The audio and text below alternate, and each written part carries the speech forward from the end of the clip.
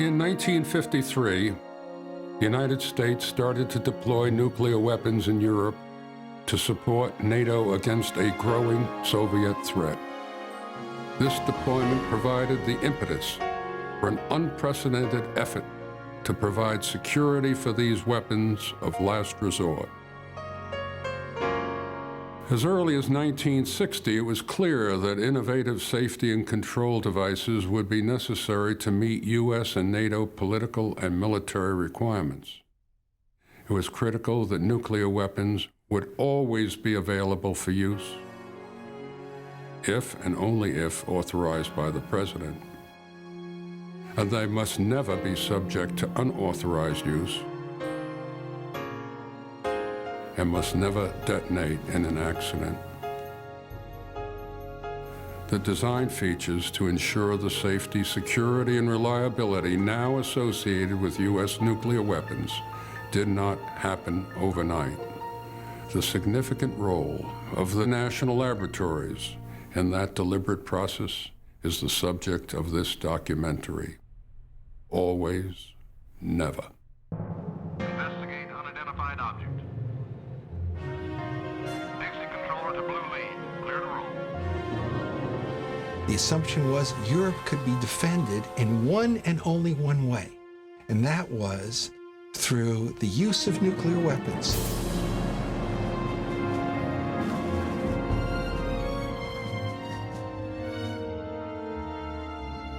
In Thule, Greenland, a nuclear bomber crashed, and if that had led to a nuclear explosion, beyond just a scattering of nuclear materials, we would have been very close on the edge of nuclear war by accident.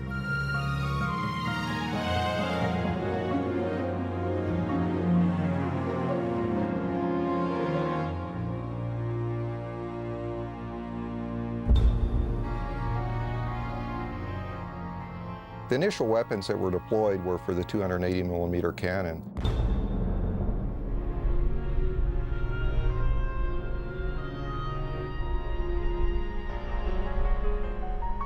And then shortly after that, there was quite a variety of weapons that were deployed that included not only the nuclear artillery,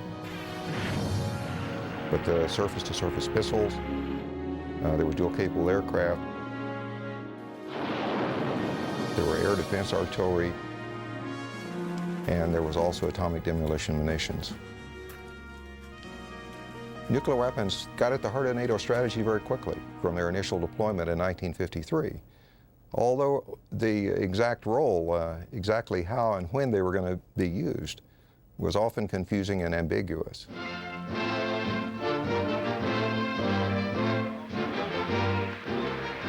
An historic day for America as President... In 1953, President Eisenhower would make nuclear weapons the centerpiece of national defense and the defense of Western Europe. Eisenhower decided that we were spending too much on the Department of Defense and cut back the planned level of expenditures. This was the new look.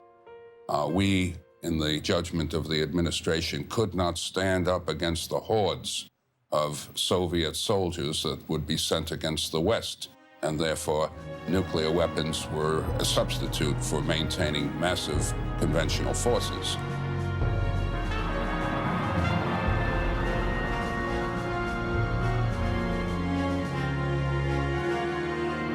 The nuclearization of NATO was codified in MC 48, a seminal planning document declaring that NATO forces would be able to initiate immediate defensive and retaliatory operations, including the use of atomic weapons. MC 48 also called for the development of forces in being, underscoring the importance of a German contribution. Memories of World War II were very fresh. And so for NATO to make that decision to allow Germany to rearm was a very difficult one.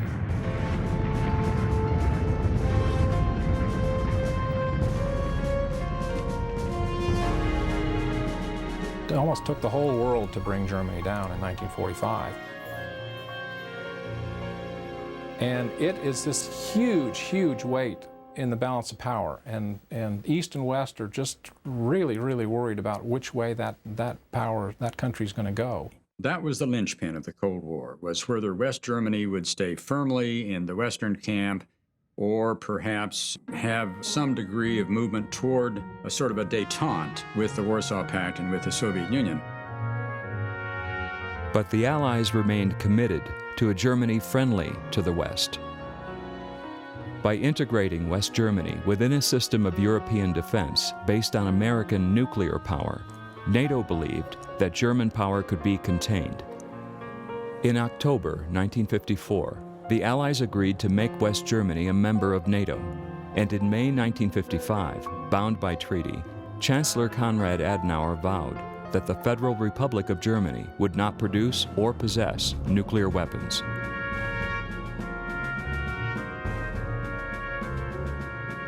And our job was to ensure that they felt that we could deter Warsaw Pact attack, to assure that the prospect of the war fighting would not be so frightening that the political support for deterrence and for NATO would erode. NATO air forces must be alert at all times. To give them realistic training, a vast maneuver is held in June. Exercise carte blanche in the skies over Western Germany. 3,000 aircraft from 11 nations take part. NATO's first war game involving tactical nuclear weapons was intended to demonstrate U.S. resolve and commitment. 12 installations of the defending 4th Allied Tactical Air Force are hit, 4 of them by simulated atomic bombs. Instead, the exercise exposed inherent contradictions of the nuclear battlefield. In the course of the exercise, there were 335 nuclear weapons dropped. There was an estimated 5 million casualties, most of these in Germany. I used to fly over it with some of the 7th Army people. It would be bad enough with so-called conventional capabilities, but nothing compared to what would happen if we had started using nuclear weapons. A difficulty, of course, was that those battlefield nuclear weapons would be used on German soil. And over time, the Germans would get increasingly restless about the way we were protecting them. The contradictions of the Cold War were well established by Eisenhower's second inaugural. Nuclear weapons would come to be seen as the glue that held NATO together, while their deterrent role would remain confusing and ambiguous. Soon, a second generation of tactical and strategic nuclear weapons would be dispersed in NATO, raising concerns not only about strategy, but also about nuclear safety and control.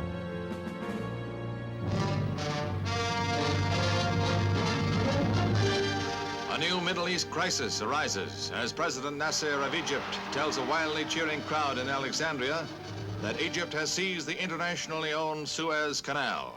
Encircled by units from 15 Red Armored divisions that have poured into Hungary, patriots fight to the last ditch.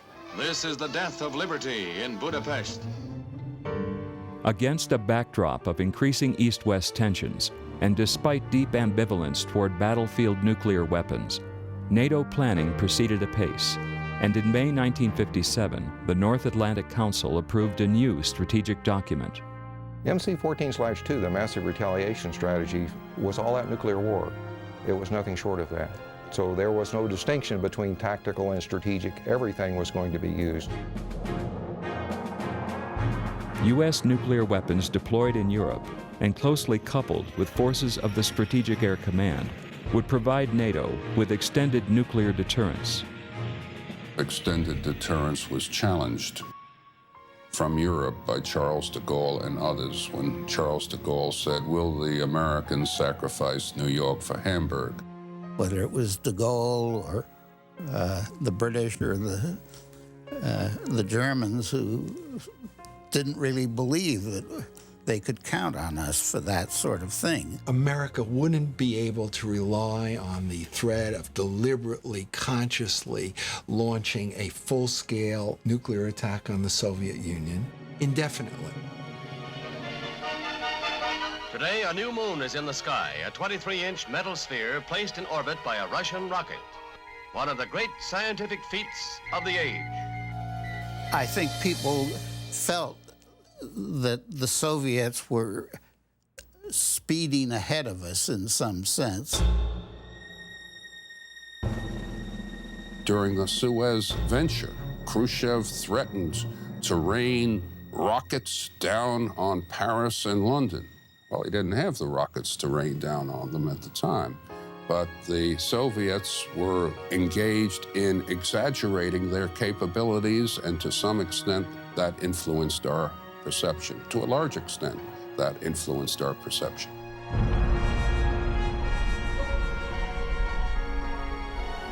It was very easy to move to a worst-case mentality and think, oh my God, they're going to go into production very rapidly and soon have a very large ICBM force.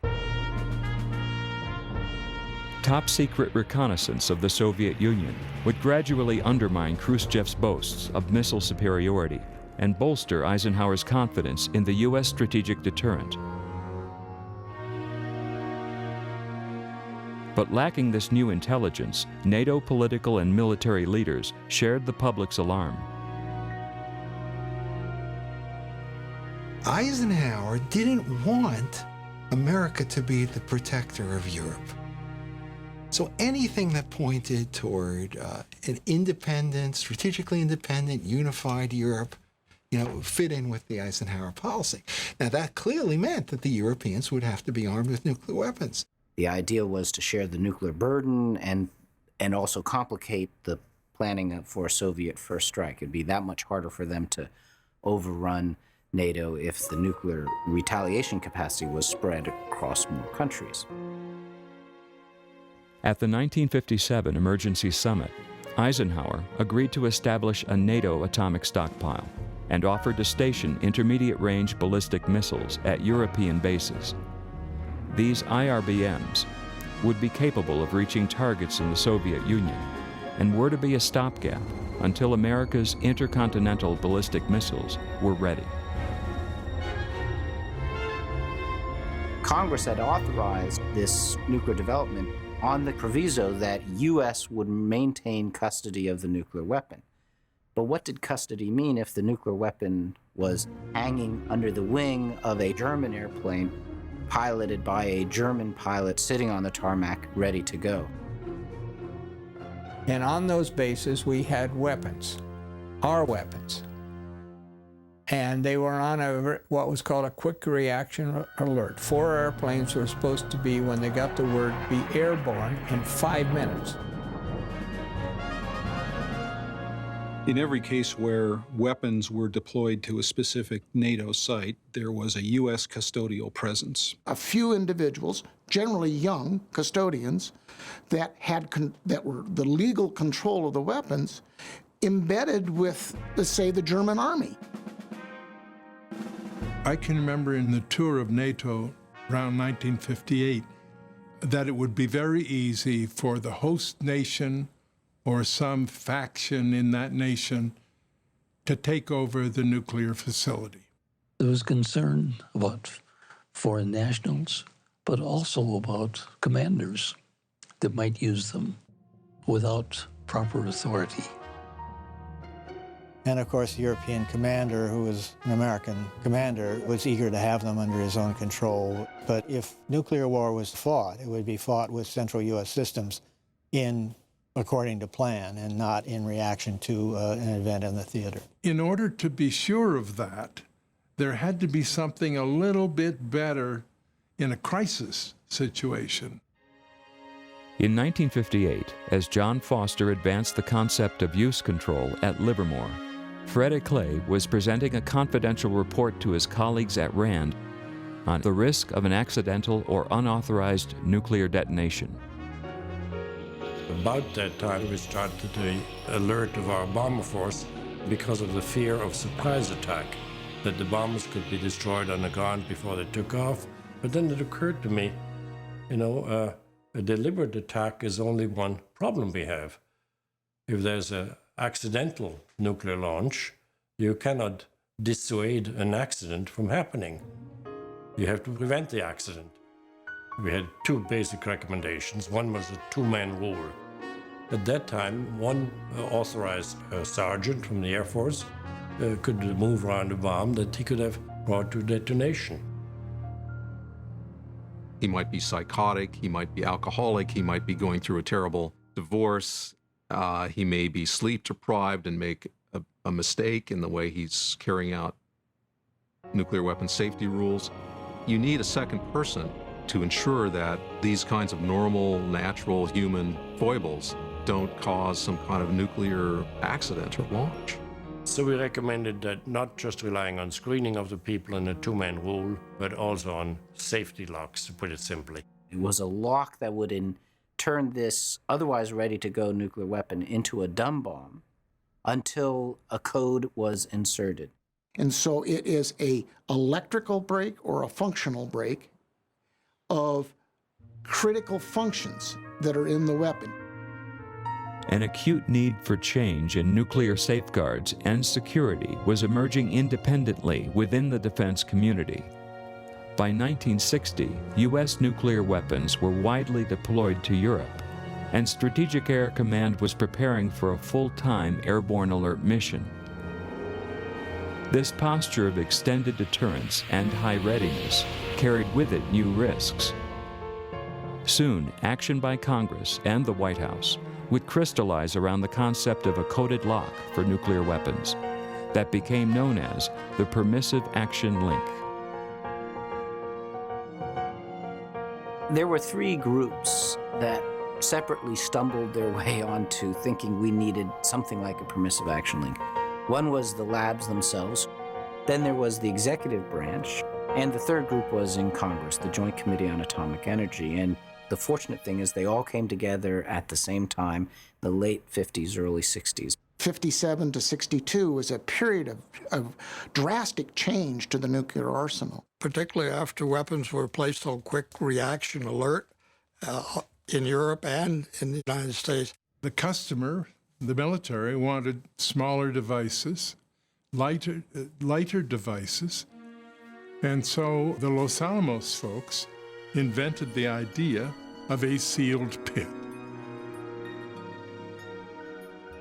When we developed what were called sealed pit weapons, these were weapons where the fissile material was an integral part of the high explosive assembly mechanism. With sealed pits, you then were in a situation where the bomb was always ready to go. Now, as designs evolved and we went to sealed pit, when all of the energy sources necessary were in one place, we didn't at first recognize the implications on the electrical system.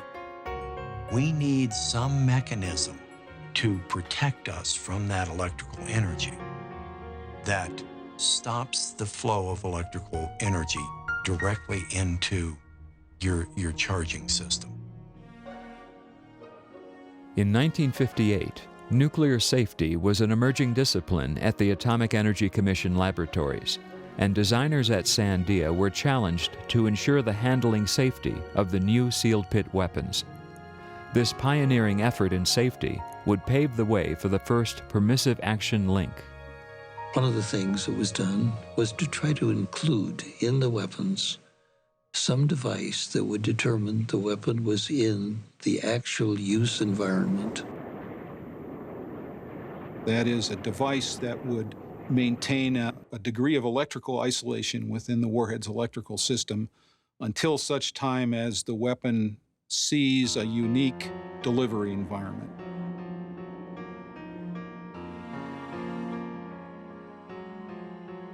There was a class of weapon type called ADM, Atomic Demolition Munitions. These munitions were implanted just like a landmine. They had no environment to sense. The storage environment and the use environment were the same. They were just sitting there. And so the Army and the Marines chose to use a 3-digit coded lock. Well, that also required someone to come up to the weapon to unlock it. And Sandia was asked to develop an electrical switch. A pattern-controlled switch that could be installed in the ADM and then operated from a distance. At that time, they were not thinking about crypto. It was a safety concept, which was then converted over to a PAL-like device. It appeared to be that once the nascent PAL technology existed, coupled with growing concerns about accidental or unauthorized use, that change would be at hand. It was in October of 1960. We talked to a group, and it consisted mostly of majors and lieutenant colonels. After we finished the demonstration, one of them said, "Well, that's an interesting solution, but we don't have a problem that goes with it." One group was not pushing for this, and that was the military. The military, by and large, were satisfied with the procedures in place in the 1950s. The U.S. military tended to believe that it was necessary to have very high readiness for the sake of deterrence. Civilians often believed that, but often were also ready to sacrifice some readiness for the sake of operational safety or operational security. Eisenhower was much more concerned with operational readiness than he was with issues of civilian control. And readiness meant the control could not be too tight. What the Kennedy administration had inherited with regard to the control arrangements, they may have been quite surprised.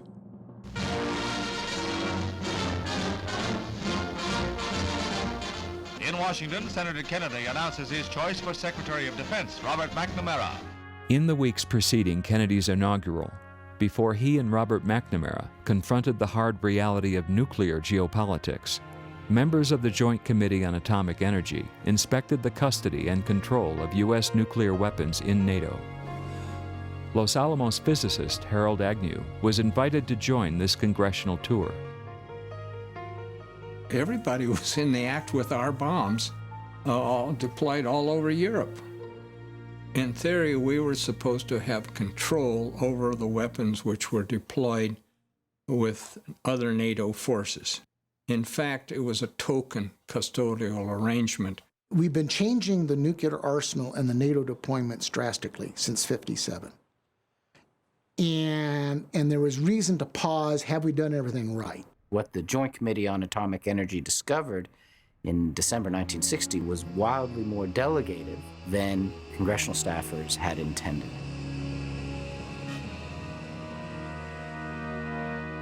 Now that NATO really has physical control of the delivery systems, and since we went to QRA, the warheads that are on those delivery systems, are those control elements possible? And it was on one of those trips to one of those installations where I was on an airfield with bombs hung under the wing, one bomb per airplane. I guess what got me was I saw this great big black German cross on the side of it. I walked up to the custodian, one GI, he wasn't even 20 years old, and I asked him, "What are you going to do if these guys come running out and they're going to take off and no one has told you that it's all right?" He wasn't quite sure what he should do. And I said, "Well, what you ought to do is just shoot at the bombs. There are 4 of them there hanging on. Shoot those things and don't worry about it." This idea of a custodian really wasn't very realistic. Could that really be viewed as presidential control of the U.S. asset? That's when elements of the United States Congress began to question whether we were operating legally within the framework of these programs of cooperation. The tour of NATO nations marked a turning point in the history of permissive action links. Familiar with the advanced work underway at Sandia, Harold Agnew filed his trip report in January 1961. Harold Agnew was familiar with some of this work because of his association with Don Cotter and others at Sandia. And Harold had been to many briefings at Sandia where MC 1541, this ADM solution, was discussed. And he and others recognized that this switch, if it had as an output an encrypted code, could be used to put presidential authority back in the release process. I went back to the Joint Committee, and with Don Cotter, we made a breadboard outfit, which we demonstrated to the Joint Committee as to what we were going to do. The embryonic PAL technology that Sandia had been working on really as a safety enhancement was seized upon as a solution to the legal dilemma. Another 18 months would pass before the new Kennedy administration would issue a presidential directive on PAL.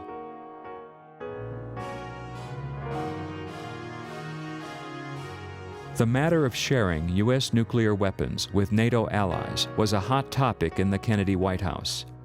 The President and his National Security Advisor, McGeorge Bundy, immediately undertook a review of nuclear command and control. When the Kennedy administration got alerted, the whole question got opened up and asked, and it became an entirely different concern, not one of custody, but of presidential release. Well, the president wants to have it both ways. He wants to be able, in the 1960s, to use nuclear weapons first if he feels it is absolutely necessary to protect the United States and our allies. But he wants to make sure that no one else makes that decision for him. Maintaining the cohesion of the Atlantic Alliance was a top priority for the new president. Yet in spring 1961, Kennedy approved a Department of Defense recommendation that no further nuclear weapons should be allocated for support of non-U.S. forces. Ongoing dispersals to NATO were halted, pending the results of further study. Premier Khrushchev arrives in Vienna for the first summit meeting with a U.S. president since the ill-starred conference with President Eisenhower in Paris. The talks go on for 2 days, and while they came to a limited agreement on Laos, there still appears to be sharp disagreement on Berlin, nuclear testing, and Soviet... In early June 1961, when Kennedy and Khrushchev first met, the issues of custody and release authority for nuclear weapons in NATO were at once overshadowed and propelled by the crisis in West Berlin.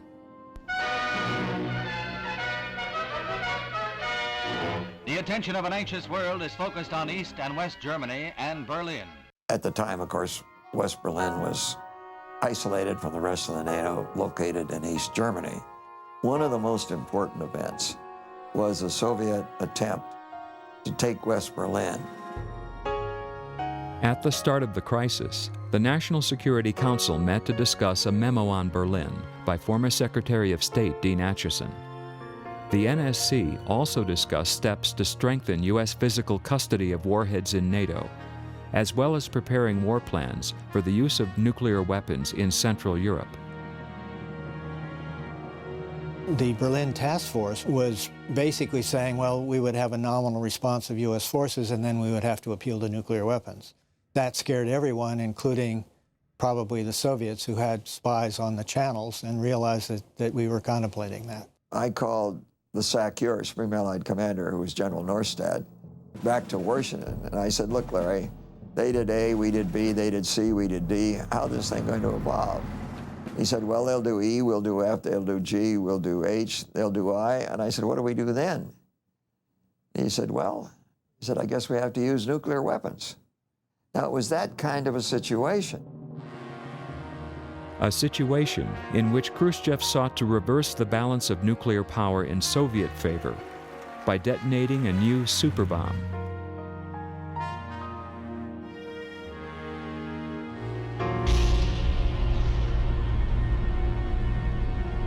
As Kennedy responded to the crisis, he continued to contemplate the prospect of an accidental or unauthorized nuclear detonation. The basic thrust of the Kennedy policy, of which the PALs were a component, was to make sure that control was exercised by the political leadership. That unless they could be controlled by the president was going to consider pulling all nuclear weapons out of Europe. An accident or an incident at one of those bases, even though it may not be full nuclear launch, just wasn't in the national interest. The point was we needed something besides just the custodial team with their sidearms to invoke control. Kennedy remained focused on the stability of NATO, and nuclear weapons were central to maintaining that alliance. On the occasion of Charter Day in March 1962, the President toured Lawrence Berkeley Laboratory, where he saw promising new PAL technology. I think that had an impression on President Kennedy, but you need several people providing to the leadership, to the management, some confidence that this is a serious problem and here is a solution to deal with it. We were able to provide prototype working hardware that people could understand and get a feel of what it would be in terms of the impact upon the weapons and the weapon systems. A consensus emerged to assure against unauthorized use, the never concept of nuclear weapons.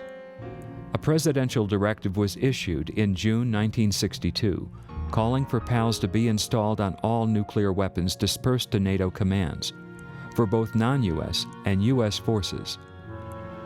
Overall, there was an urgency to equip the NATO stockpile with something that interrupted critical electrical functionality inside the weapon and prevented the normal use of the nuclear device. We had PALs in weapons in Europe, coded switches installed starting in September of that year. NATO was involved in the installation of these weapons and the generation of the code management system. This was really their show. PAL was only an enabling hardware. The first generation PAL devices were motorized versions of the Sergeant Greenleaf lock that we used to find on all of our safes. It was literally a combination lock attached to a system of motors and gears that would allow you to remotely manipulate the lock mechanism as opposed to twisting it with your fingers. MC-1541 represented the technology that we had at the time, which was electromechanical. It was a clockwork. You would put in a code, and that would then shift around to see does that number correspond to a stored position of a code wheel. And then you would move to the next digit and do the next code wheel. And finally, when you get down to the fourth digit, and you've got all four code wheels lined up, it would allow a gate to come down, which would press on another switch, which would then allow electrical current to flow to the weapon. Now the PAL device is integrated into the system. It's embedded and buried within the weapon system. And so an adversary would have to find his way down into the weapon system to be able to circumvent or bypass the PAL device. The PAL, of course, is the device to permit administrative control by means of codes. That code could be held separate from the weapon, indeed could be held by the U.S. command authority and shared with the NATO ally only at the very last moment. So you separated the holders of weapons, the people that did the daily care and feeding, from those that authorized it. But the people who had to operate those systems initially took it kind of personally. As a besmirching of their loyalty and their responsibility. You don't trust us. It was a reflection on the faith, so to speak, or trust we had in them. And the other, which was really, I found amusing, was what if we don't get the message? What if we don't get the codes? There were a number of operational issues that had to be addressed because this is a system that required external interaction with weapons support personnel. By the fall of 1962, the first permissive action links were installed on U.S. nuclear weapons in NATO, including those dispersed to U.S. forces on quick reaction alert. Both the Army and the Air Force immediately challenged PAL's reliability. There were problems in terms of the instructions as well as the hardware for charging batteries and storing batteries and those kind of things.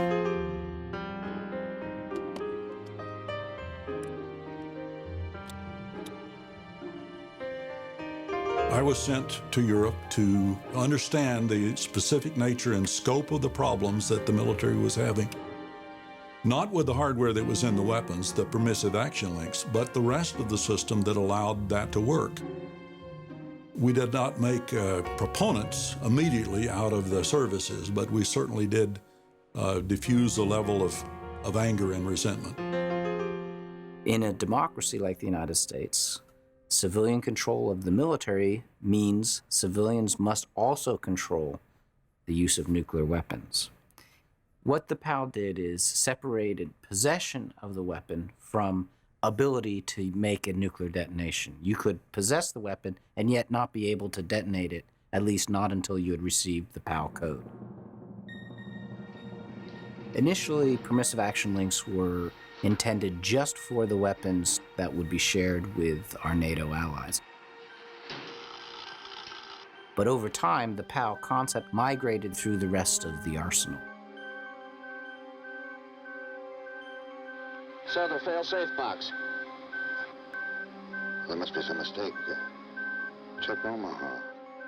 The situation of concern is a SAC bomber crew launches a nuclear-capable aircraft under positive control, flies out somewhere into northern Canada or into the Arctic and flies a turnaround pattern there until he receives a go directive from SAC headquarters. Can't get through, Colonel. And at some point, they would reach a fail-safe line. And that line was generally drawn just outside of the air defense radar detection. Their standing rule was to turn around and come back home if they had not received orders to proceed to target. The thought was the high-frequency communications that were available at the time were not totally reliable. The crew is out there thinking that nuclear war is beginning or may have already begun. And in fact, may be responsible for the fact that they can't seem to talk to their headquarters.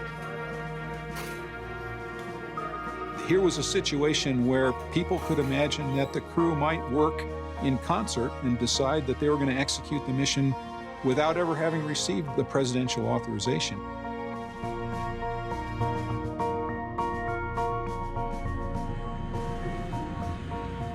The Air Force was intensely focused on the nuclear mission, particularly in the 60s. So when you have those huge numbers of weapons out there, you have to have two concerns. Your primary concern is somebody accessing a weapon that intends to do you harm from the outside. But you also have the insider problem. One of the concerns in use control is being able to deal with an insider threat. And that's a very difficult thing to deal with. And that was to provide protection against unauthorized releasing of an armed weapon. The Air Force believed that they had in place sufficient controls. They always saw POW as a complication to the always. An impediment to them doing the job they were hired to do. And in fact, they had great faith in their own command control system. Regardless of how much you trust your own people and regardless of what kind of personnel reliability programs you have, if you got that many weapons out there and that many people involved, then you have both the malicious insider concern and then you have the careless insider concern. Many within the defense community questioned whether dependence upon SAC's personnel reliability program and administrative controls were sufficient to prevent an unauthorized release. In 1967, after a high-level DoD review, SAC was directed to equip its bombers with a code-enabling switch. The code-enabling switch was really designed to prevent unauthorized action by an aircraft crew prior to their landing anywhere. Because the code-enabling switch was positioned in a location that it would be very difficult for the crew to get to while the airplane was in flight. If you recall what the function of a PAL is to break critical arming and firing lines, okay? It's buried deep within the system. A bomber-coded switch, or CES, is just another variant of a PAL just located in the aircraft, and it breaks critical power lines to the weapon.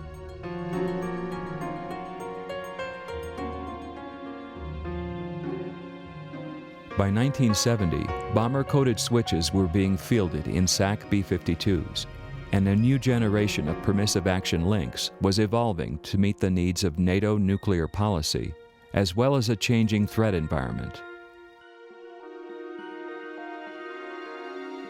At a time when the Europeans were again questioning U.S. resolve, the Nixon administration considered ways to strengthen NATO's nuclear options. My view was that selective nuclear strikes would persuade the Soviet Union that the United States would not be deterred from using nuclear weapons against Soviet territory. The threat of their use would condition how the Warsaw Pact forces would have to fight conventionally in such a way as to give us a conventional advantage. NATO's policy of flexible response required the capability of the selective release of nuclear weapons, unlocking a few, but not all. The multiple code capability of a new Category D PAL was an enabler of flexible response. Cat D PAL was the first implementation for multiple codes for selective release. They could release a small set of weapons, or they could have the option for release for a theater-wide response. The evolution of PAL devices followed both an increasing desire to provide operational flexibility and a desire to address vulnerabilities.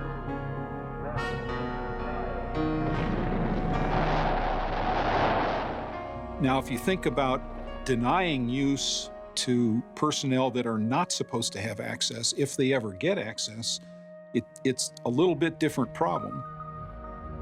Use denial was absolutely important when you looked at taking a weapon from its storage location and now putting it onto a delivery platform itself. During the Cold War, the main focus was always on the adversary, and we would run drills on having to launch. We would run drills on being at a ground attack. By the 1970s, U.S. nuclear weapons were a mainstay of European defense. Use control systems, part of the never of nuclear weapons, had evolved to assure against unauthorized release, but also had to address the question of enemy overrun. And the answer to that was what was called nonviolent disablement. Critical elements of the nuclear weapon are irreversibly damaged. Reconfigured in such a way that the weapon systems would not be functional without a major reconstruction effort. The function of PAL is to maintain control until custody can be regained. There's no guarantees, but they do provide protection and delays. From ABC headquarters, just outside the Olympic Village in Munich, West Germany. The peace of what had been called the Serene Olympics was shattered just before dawn this morning, about 5 o'clock, when Arab terrorists went to the headquarters of the Israeli team and immediately killed one man. It was the first real armed terrorism event that caught public attention. Armed, dedicated team, well thought out, well planned, willing to die. Well, that's different than what we'd been dealing with before. We were dealing with enemies overrunning our territory. The possibility that terrorists might attempt to steal a U.S. nuclear weapon or even occupy a weapon storage site grew in its importance. The scenario you had to protect against there is a terrorist that seizes a nuclear weapon and then has days, even weeks, to overcome the use control devices. Ways were looked at for making the disruption or disablement automatic. An autonomously operating system that senses intrusions into the weapon and invoke disablement automatically.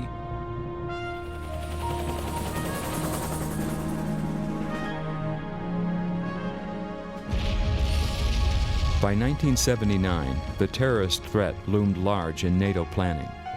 Studies of nuclear security were undertaken, and systems were developed to thwart the actions of terrorists and assaulting forces. The lab engineers kept pace with the evolving threat, and by the 80s, the POWs that were being deployed on the new weapons were highly robust against tampering or seizure by terrorists. So the PAL certainly gave us a longer delay time if someone got access to a weapon that shouldn't have access to it. But it also gave you much more comfort that unless people were using the right processes, the right procedures, and were fully authorized and were doing everything they were supposed to do, that the weapon was more secure. Always to go off when you do need them, never to go off at any other time. These, of course, stress the command and control system. And the history of the nuclear age has been civilians and military wrestling with what civilian control of nuclear weapons means and coming to different understandings in different times, shaped by events of the day and shaped by the evolution of technology. The triangles are their primary targets. The squares are their secondary targets. The aircraft will begin penetrating Russian radar cover within 25 minutes. General Turgidson, I find this very difficult to understand. I was under the impression that I was the only one in authority to order the use of nuclear weapons. That's right, sir. You are the only person authorized to do so. And although I hate to judge before all the facts are in, it's beginning to look like General Ripper exceeded his authority. Dr. Strangelove crystallized the always-never problem and the civil-military tension that underlay it. And the Strangelove scenario sketches a fanciful and absurd, really, way in which the military might go off the reservation. I want you to transmit Plan R for Robert, to the wing. Plan R for Robert. Is it that bad, sir? Looks like it's pretty hairy. Yes, sir. Plan R for Robert, sir. It was about a commander who had been authorized to use nuclear weapons under certain circumstances, believing that those circumstances had come about, took actions against the wishes of the American President and the American Secretary of Defense. That was not an entirely far-fetched. It was an unlikely event, but it was not an impossible event at all.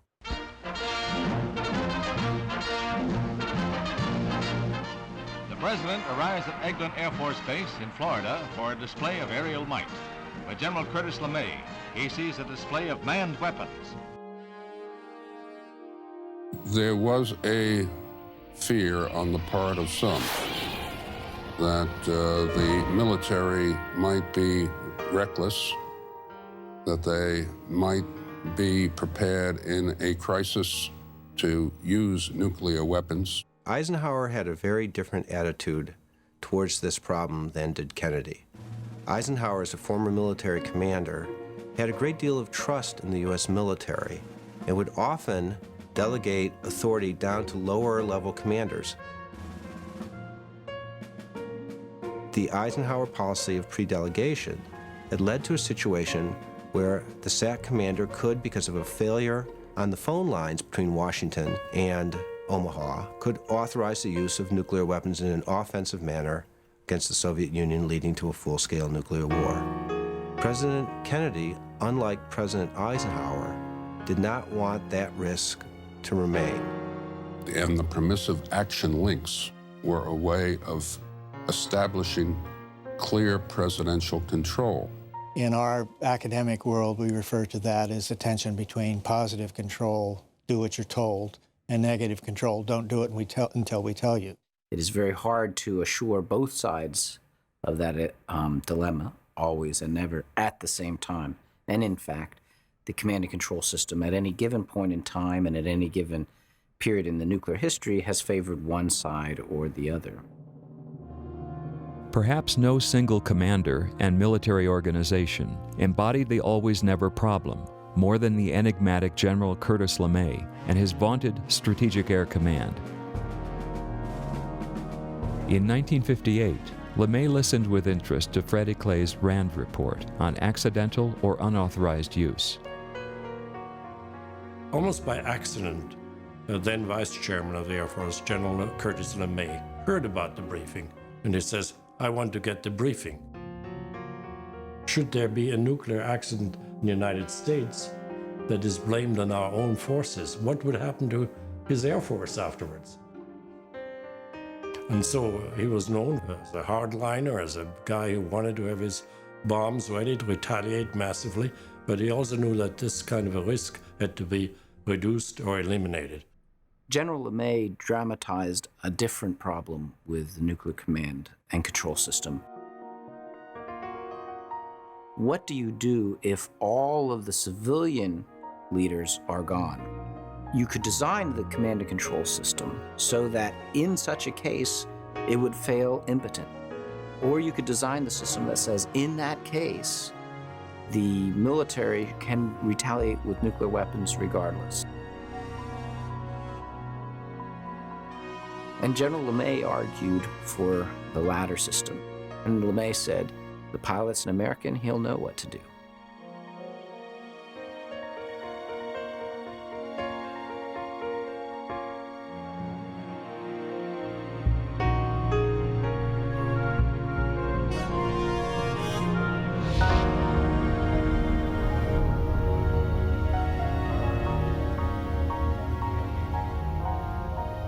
For General LeMay, the quantum leap in the destructiveness of nuclear weapons was profound, and he was determined to protect the United States from a bolt from the blue, like that which struck on a clear, hot summer morning. What some would call an absolute weapon focused the tension between military and civilian objectives, immediate availability versus deliberative decision-making about nuclear weapons. In the year following its use in World War II, the foundations of nuclear policy were established. President Truman transferred authority for this uniquely destructive weapon from military to civilian hands, while reserving the ultimate decision for its use to the President. Even at the very beginning, many of the themes that operated during the Cold War and still operate as we consider what to do with nuclear weapons were present. The first and most important one was a recognition that nuclear weapons were different from other military tools. A uniquely destructive weapon that had to be handled in a very different way.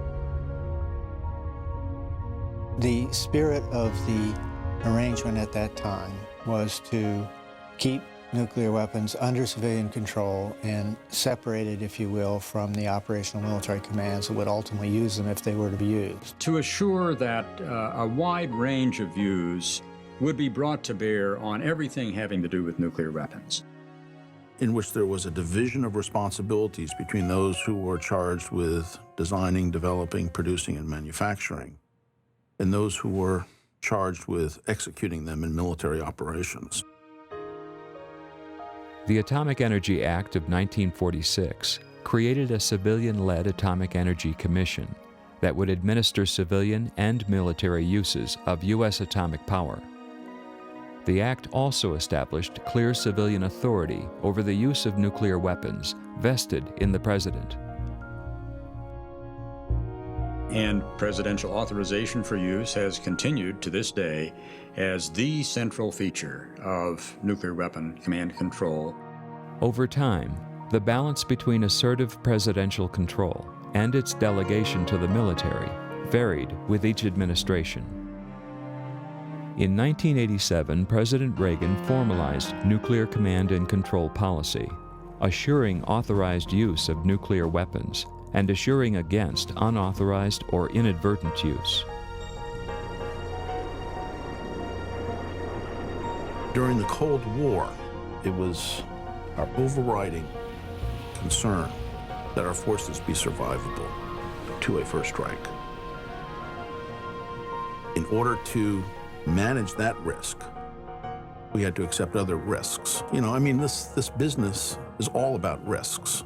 Doing that, you have to consider that the weapons should always be ready to maintain deterrence, but they should never be available for unauthorized use or never be subject to an accident. Political leaders need to think about where do they feel comfortable in this continuum between safety and reliability. And it's a delicate balance.